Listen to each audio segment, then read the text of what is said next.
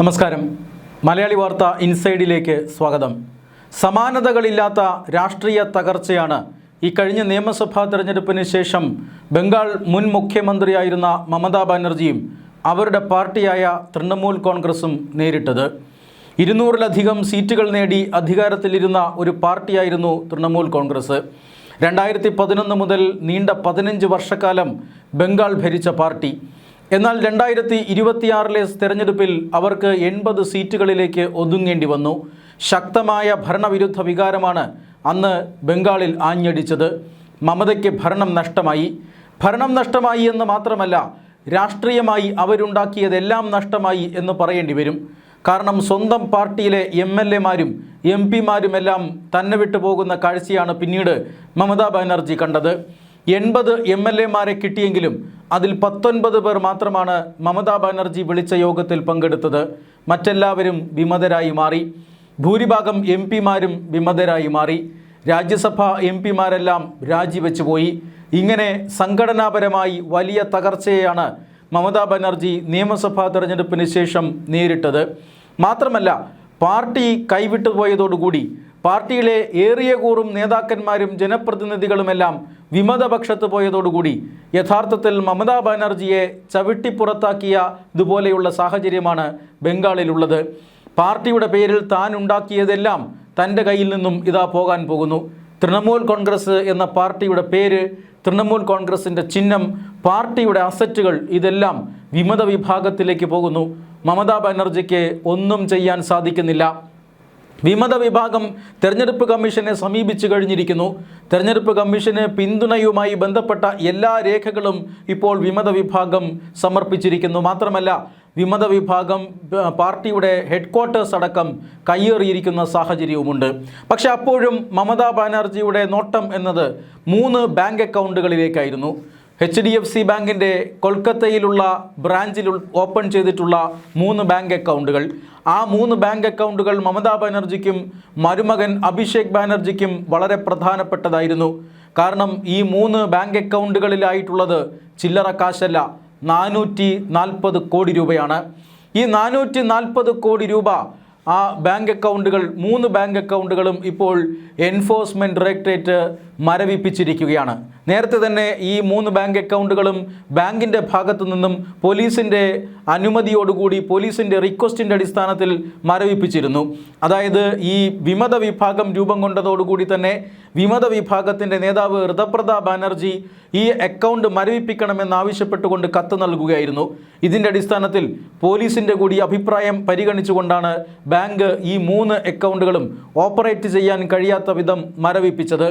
അതിന് മുകളിലാണ് എൻഫോഴ്സ്മെൻറ്റ് ഡയറക്ടറേറ്റിൻ്റെ പുതിയ മരവിപ്പിക്കൽ. എൻഫോഴ്സ്മെൻറ്റ് ഡയറക്ടറേറ്റിൻ്റെ കള്ളപ്പണം വെളുപ്പിക്കൽ കേസിൻ്റെ അടിസ്ഥാനത്തിലാണ് 440 കോടി രൂപ മരവിപ്പിച്ചിരിക്കുന്നത്. 200 കോടിയോളം രൂപ മമതാ ബാനർജി കള്ളപ്പണം വെളുപ്പിച്ചുവെന്നാണ് പുതിയ കേസ്. ഈ കേസിന് ആധാരമായിരിക്കുന്നത് വമ്പൻ സാമ്പത്തിക ഇടപാടുകളാണ്. അതായത് ഇന്ത്യയിൽ ധാരാളം രാഷ്ട്രീയ പാർട്ടികൾ ഹെലികോപ്റ്ററുകളും ചാർട്ടേഡ് വിമാനങ്ങളുമെല്ലാം ഉപയോഗിക്കുന്നുണ്ട്. അത് വലുതും ചെറുതുമായ എല്ലാ രാഷ്ട്രീയ പാർട്ടികളും ഉപയോഗിക്കുന്നുണ്ട്.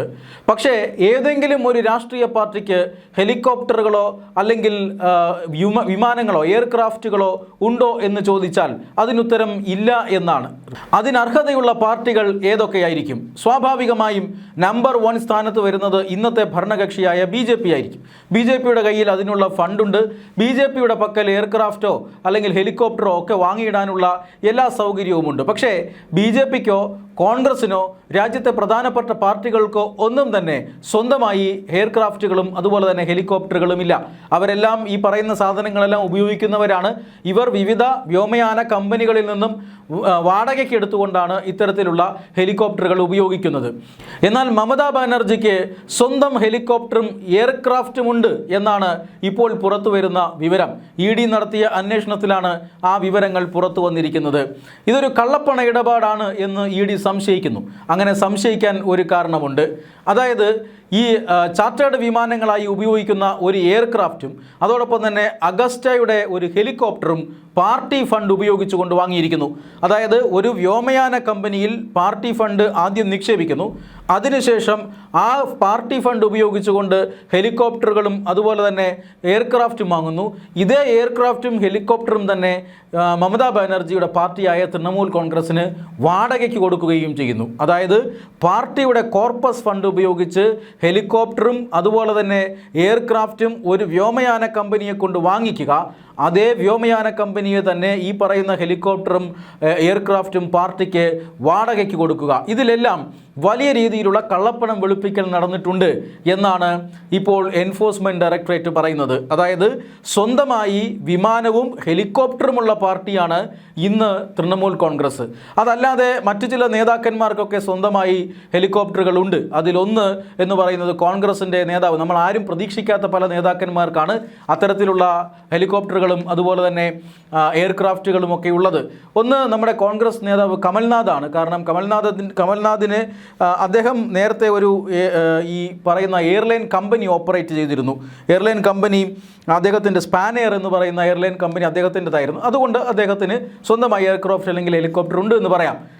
അത് കഴിഞ്ഞാൽ പിന്നെ കർണാടക മന്ത്രിയായിട്ടുള്ള സതീഷ് ജർക്കിഹോളിക്കാണ് സ്വന്തമായി ഹെലികോപ്റ്റർ ഉള്ളത്. അദ്ദേഹം സ്വന്തമായി അത് കോടീശ്വരനായ ഒരു മന്ത്രിയാണ്. അദ്ദേഹം സ്വന്തമായി ഒരു ഹെലികോപ്റ്റർ വാങ്ങിയിട്ടുണ്ട്. അത് അദ്ദേഹം സ്വന്തം ആവശ്യത്തിനും പാർട്ടിയുടെ ആവശ്യത്തിനും ഒക്കെ ഉപയോഗിക്കുന്നുണ്ട്. ഇങ്ങനെ അല്ലാതെ മറ്റാർക്കും ഹെലികോപ്റ്ററോ എയർക്രാഫ്റ്റുകളോ ഇല്ല.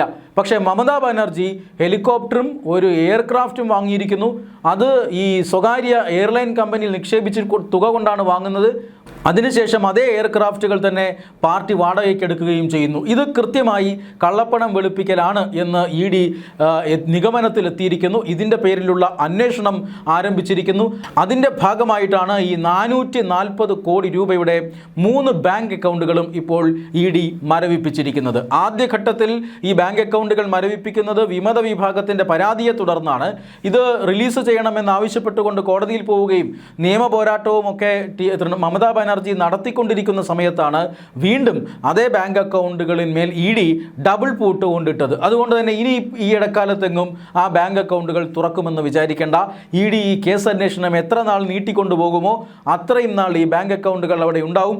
മമതയ്ക്കെതിരെ തെളിവുകൾ ലഭിച്ചു കഴിഞ്ഞാൽ തീർച്ചയായും ഈ ബാങ്ക് അക്കൗണ്ടുകളിലെ തുകയടക്കം കണ്ടുകെട്ടുന്ന നിലയിലേക്ക് ED പോവുകയും ചെയ്യും. എന്തായാലും 440 കോടി രൂപ പോയി കിട്ടി, അതാർക്കും കിട്ടില്ല എന്ന നിലയിലേക്കാണ് കാര്യങ്ങൾ പോകുന്നത്. അത് 440 കോടി രൂപയുടെ ബാങ്ക് അക്കൗണ്ട് മരവിപ്പിക്കാൻ കാരണമായ ഇടപാടാണ് നമ്മളേവരെയും അമ്പരപ്പിക്കുന്നത്. ഒരു രാഷ്ട്രീയ പാർട്ടി ഹെലികോപ്റ്ററും അതുപോലെ തന്നെ ഒരു എയർക്രാഫ്റ്റും ഒരുമിച്ച് വാങ്ങുക, അതും ദുരൂഹമായ പണമിടപാടുകളിലൂടെ വാങ്ങുക, അവിടെ കള്ളപ്പണം വെട്ടിക്കൽ നടന്നിട്ടുണ്ട് എന്ന് പ്രത്യക്ഷത്തിൽ തന്നെ EDക്ക് ബോധ്യമാവുക, ED അന്വേഷണം തുടങ്ങുക എന്നൊക്കെ പറഞ്ഞാൽ തീർച്ചയായും ഞെട്ടിപ്പിക്കുന്ന കണക്കുകളാണ്. കഴിഞ്ഞ 15 വർഷം ഒരു സംസ്ഥാനത്ത് അധികാരത്തിലിരുന്ന ഒരു പാർട്ടിയുടെ ഫണ്ടാണ് എന്നോർക്കണം. ജനങ്ങളെ വഞ്ചിച്ച പണമാണ് അത് എന്നോർക്കണം.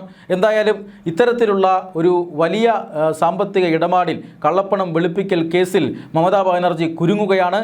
ഭരിക്കുന്നത് BJP ആണ് എന്നോർക്കണം. യാതൊരു ഭരണത്തണലും ആനുകൂല്യവും മമതാ ബാനർജിക്ക് ലഭിക്കാൻ പോകുന്നില്ല. ഈ കേസ് തീർച്ചയായും മമതാ ബാനർജിയെയും സംഘത്തെയും ആശങ്കയിലാഴ്ത്തുന്നു എന്ന കാര്യത്തിൽ തർക്കമൊന്നുമില്ല.